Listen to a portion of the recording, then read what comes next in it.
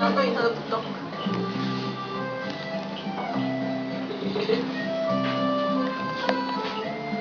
你用那个袋子弄。哎，那你拿一起去捷运站吗？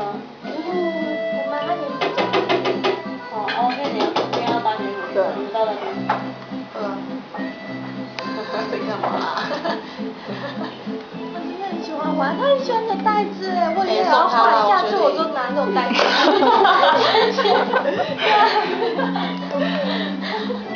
可恶！你今天回去还找网拍。还要买一个。